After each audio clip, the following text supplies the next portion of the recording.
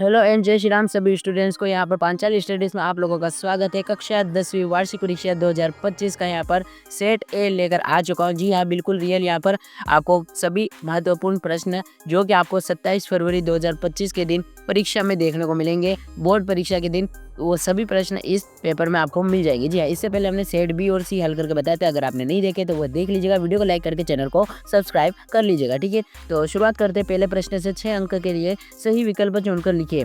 हिंदी को गद्य साहित्य का दूसरा काल कहा जाता है, तो कौन सा काल दूसरा काल है? तो वह भक्ति काल है। ठीक है, तीसरा रिक्ति काल हो जाएगा और पहला आदि काल हो जाएगा। इसके बाद अगला है, गोपियों को ज्ञान व योग की बातें कैसी लगती थी? तो वह कड़वी ककड़ी सी लगती थी। उसके बाद रचनात्मक वाक्यम काव्यम, यह परिभाषा आचार्य विश्वनाथ ने दी थी। ठीक है, जगन्नाथ करके ना जाइएगा। नेताजी का चश्मा पाठ किस विधा में है? एक कहानी विधा में। भोलानाथ का असल में नाम क्या था? तो तारकेश्वर नाथ कर लीजिएगा। किसी कार्य का करने या होने का बोध कराने वाले शब्द कौन से हैं? तो वह क्रिया हो जाएंगे। रिक्त स्थानों में सही विकल्प का चयन कीजिए। वात्सल्य रस पहले का हो जाएगा। सूरदास की मुख्यतः रस के कवि थे वात्सल्य रस। उसके बाद निराला जी बादलों को किसके समान सुंदर बताया? केशों के।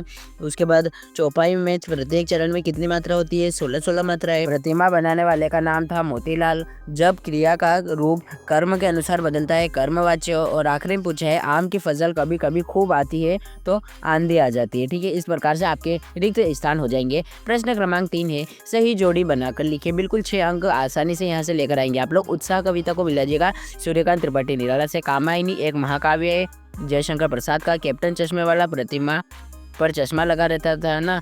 त्रिभुवन में कौन सा समाज है? द्विगु समाज, क्योंकि 3 शब्द है। उसके बाद माता का आंचल, शिव पूजन, सहाय। और आखिरी में है छंद के प्रकार, इसे आप मिला देंगे 2 से। और लास्ट इस प्रकार से आप लोग जो है सही जोड़ी कर लेंगे। अब प्रश्न क्रमांक 4 आ जाता है, एक शब्द या एक वाक्य में उत्तर दीजिए 6 अंक के लिए। तो पहला प्रश्न है, कवि निराला ने बादलों की तुलना किससे की है? तो कवि निराला सूर्यकांत त्रिपाठी निराला ने बादलों की तुलना क्रांति से की है। क्रांति करने वाले जो बादल होते हैं ना, उन्हें काले घुंघराले बालों से की है। ठीक है, तो आप लोग यहाँ पर क्रांति वाले बादल नहीं लिखेंगे, बल्कि काले घुंघराले बाल कर लेंगे। अगला पूछा है यहाँ पर, किस समास में प्रथम पद प्रधान व अव्यय होता है? तो अव्ययी समाज है ना।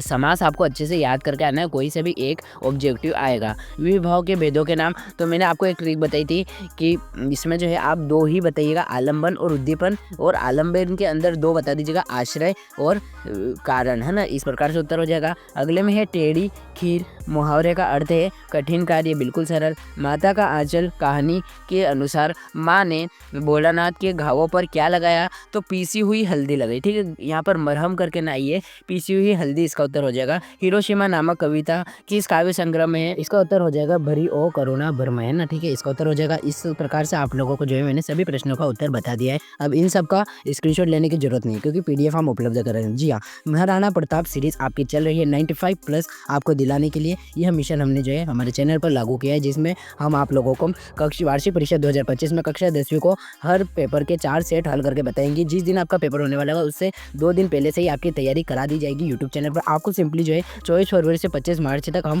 हमारे Telegram channel Panchal studies official पर सभी प्रकार के उत्तरों की PDF प्राप्त करा देंगे, वहां से आप याद कर सकते हैं। इसके अलावा हमारे यूट्यूब चैनल पांचल स्टडीज पर आप लोगों को लगातार मिलती रहेगी वीडियो रूप में संपूर्ण हल का सोल्यूशन। ठीक है, तो वहां से आपको अच्छे से पढ़ लेना। अगर 10वीं में सच में टॉप करना चाहते हो ना, तो हमारे यूट्यूब चैनल पांचल स्टडीज को सब्सक्राइब करके जो है टेलीग्राम को ज्वाइन कर लेना। ठीक है, महाराणा प्रताप सीरीज में आपका स्वागत है। आप लोग 75 अप टू 75 के लिए तैयार हो चुके हैं। तो अब देख लेते हैं प्रश्न क्रमांक 5वां, जो कि है सत्य असत्य का चयन कीजिए। तो पहला प्रश्न है, वे व्यक्ति अपनी प्रशंसा स्वयं करते हैं। असत्य, अनियुक्त अलंकार में लोक सीमा को पार करके बड़ा चढ़ाकर वर्णन किया है, सत्य है। उसके बाद यदि गद्य कविता की कसौटी है तो निबंध गद्य की कसौटी है, तो बिल्कुल सत्य हो जाएगा। लोक प्लस उक्ति से मिलकर लोकोक्ति शब्द बना है, बिल्कुल सत्य है। परशुराम के फरसे को देखकर लक्ष्मण भयभीत हो जाते हैं, बिल्कुल नहीं, वो भयभीत नहीं होते। राम बाजार आता है, इसमें जो है आज्ञावाचक शब्द है, बिल्कुल नहीं, आज्ञावाचक में तुम बाजार जाओ ऐसा होता है। ठीक है, इस प्रकार से आपके उत्तर हो जाते हैं। अब प्रश्न क्रमांक 6 से आपके 2-2 अंक के प्रश्न शुरू हो जाते हैं, तो वीडियो को लाइक करके चैनल को सब्सक्राइब कर दो। पहला प्रश्न है, नई कविता की 2 विशेषताएं लिखिए और प्रवृत्तियाँ लिखिए। ठीक है, प्रवृत्तियाँ भी विशेषता ही होती है, तो इसके उत्तर हो गया आधुनिकता भी, अभिव्यक्ति और शिल्पगत नवीनता। तीसरा है, ये लघु मानववाद की प्रतिष्ठा। ठीक है, इस प्रकार से आपको उत्तर लिख लेने, 2 अंक आपको देने से कोई नहीं रोक सकता। इसके बाद अथवा में है प्रगतिवाद की कोई 2 विशेषता या प्रवृत्तियाँ लिखिए। तो ये है प्रगतिवाद की विशेषताएं। ठीक है, अगर विशेषता ना बोले और सिर्फ प्रवृत्तियाँ लिखे तो भी आपको यही सब लिखकर। प्रश्न क्रमांक 7वां आपका बेहद ही सरल होने वाला है, बस आपको अच्छे से याद करके जाना है। जी हाँ, तुलसीदास अथवा जयशंकर प्रसाद के काव्यगत विशेषता लिखे। ठीक है, तो देख लो यार, तुलसीदास की रामचरितमानस, विनय पत्रिका, गीतावली, ऐसी सब लिख लेनी है आपको। ठीक है, ये रहा इनका जो है भाषा शैली वगैरह है ना, इस प्रकार से आपको इनका जो है लिख देना है। आपको काव्यगत विशेषताएं बिल्कुल कोई दिक्कत नहीं आने वाली है। इसके बाद यहाँ पर बात करें प्रश्न क्रमांक 8वें की, 2 अंक के लिए उद्धव के व्यवहार की तुलना किस किस से की गई। तो सबसे पहले तो कड़वी ककड़ी से उन्होंने जो है की थी, उसके बाद जल में पड़ी तेल की बूंद की तरह। ठीक है, यहाँ पर भी आपको कोई दिक्कत नहीं आने वाली। प्रश्न क्रमांक 8वें के अथवा में पूछा गया है कि गोपियों के अनुसार राजा का धर्म क्या होना चाहिए। तो इसका उत्तर आपको स्क्रीन पर दिख जाएगा। ठीक है, पढ़कर सुनाने की जरूरत नहीं है, आप यहाँ से देखकर याद कर सकते हैं। आखिरी क्षण की घड़ी है, अब स्क्रीनशॉट लेने से कोई मतलब नहीं है, आपको जो है सिर्फ और सिर्फ रटना है और वहाँ लिख कर आना है। प्रश्न क्रमांक 9 का उत्तर देख लो। यहाँ पर लक्ष्मण ने वीर योद्धा की क्या क्या विशेषता बताई और इसके अथवा में कि बच्चे वाली है ना। उसके बाद महाकाव्य खंड काव्य में अंतर, जो कि सबसे इंपॉर्टेंट हो जाता है। प्रश्न क्रमांक 10वें का उत्तर देख लो, यहाँ पर मैंने दे दिया है सरल भाषा में और आप याद कर लेना। प्रबंध काव्य और मुक्त काव्य में अंतर। ठीक है, ये भी आ जाता है कभी कभी, तो इसे भी आपको जो है इग्नोर नहीं करके रखना है, बिल्कुल अपनी दृष्टि में बनाई रखिए जितने भी प्रश्न मैं आपको बता रहा हूँ। प्रश्न क्रमांक 11वां देख लो, मानवीकरण अलंकार की परिभाषा। तो देखो इसका उत्तर प्रबंध काव्य मुक्त काव्य का मैंने आपको बताया था।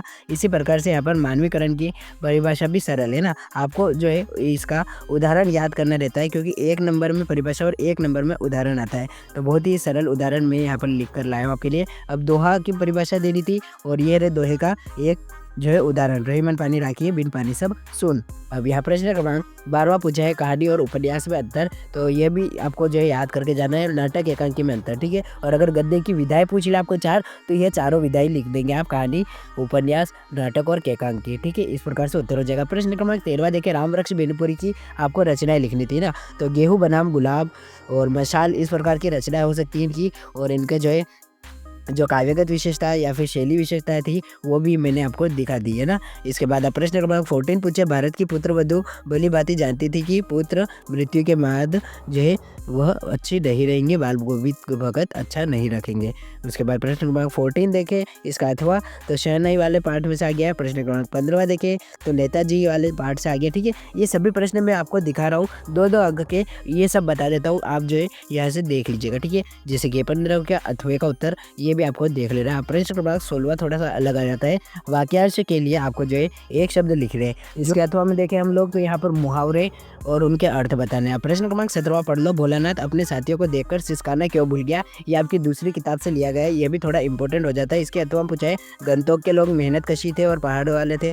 ठीक है, तो इनका भी उत्तर आपको याद करके जाना है। ठीक है, ज़्यादा समय नहीं दीजिएगा आप इस कविता में, जो सिलेक्टेड क्वेश्चन से आते हैं। प्रश्न क्रमांक 18 देखो, संदर्भ प्रसंग 3 अंक का आ जाता है। ठीक है, तो देखो जितने भी 2-2 अंक के प्रश्न मैंने आपको बताए, उसके बाद अब यहाँ पर 3-3 और 4-4 अंक के प्रश्नों का उत्तर बताने में यहाँ पर आपका समय बर्बाद नहीं करूँगा, बल्कि आपको जो है राय दूंगा कि महाराणा प्रताप बैच से आप जुड़ जाइए। आपको सिर्फ और सिर्फ डिस्क्रिप्शन बॉक्स पर जाना है, एक लिंक मिलेगा आपको, वहाँ पर क्लिक कीजिए, टेलीग्राम चैनल आ जाएगा, वहाँ पर आपको IMP क्वेश्चन आंसर की PDF और यहाँ पर जो है पूरी PDF मिल जाएगी इस पूरे प्रश्न पत्र की। जी हाँ, प्रश्न पत्र और उत्तर मिल जाएगा, फिर चाहे वो निबंध हो, प्रार्थना पत्र हो, या फिर संदर्भ प्रसंग हो, या फिर आपके 2-2 अंक के प्रश्न उत्तर हो, सबका उत्तर मिल जाएगा। Thanks for watching, all the best. अपने दोस्तों के साथ वीडियो को ज़्यादा से ज़्यादा शेयर कीजिए।